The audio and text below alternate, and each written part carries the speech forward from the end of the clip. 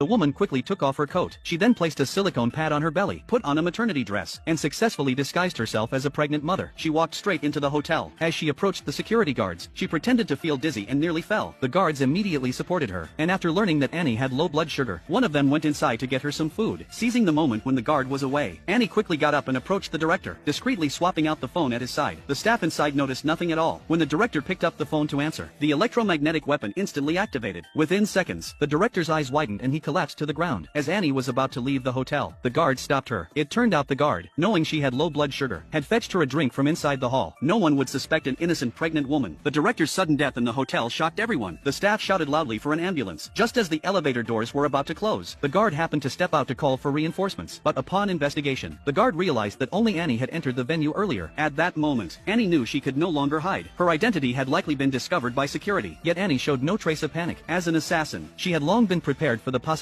of exposure. Unfortunately, the commotion inside the elevator was too great, making it impossible for Annie to leave quietly anymore. She had no choice but to draw the guard's gun and charge out. Luckily, the bullets only grazed past her and didn't hit. Meanwhile, her partner had already mapped out a retreat route for her. As long as she went down through the staff stairwell on the other side, she could safely escape the building. But to shake off the guards, Annie thought of another way. She picked up a chair and smashed it against the window. When the guards burst into the banquet hall and saw the broken glass, they instinctively assumed the assassin had escaped by jumping out. But in reality, that was the trap Annie had set. By then, she was already in the stairwell, changing clothes. In just a few minutes, the pregnant woman had transformed into a hotel waitress. Annie calmly walked out of the stairwell, although security received a message and prepared to intercept. The information they had about their target was completely wrong. All she had to do was reach the predetermined extraction point, and the mission would be flawlessly completed. But unexpectedly, the extraction team ran into trouble. A man suddenly stormed into the room and changed the evacuation site. Annie quickly headed toward the new extraction point. After coming down from the subway station, she needed to change outfits a second time to avoid being followed. But what she didn't know was that a new danger was slowly closing in on her.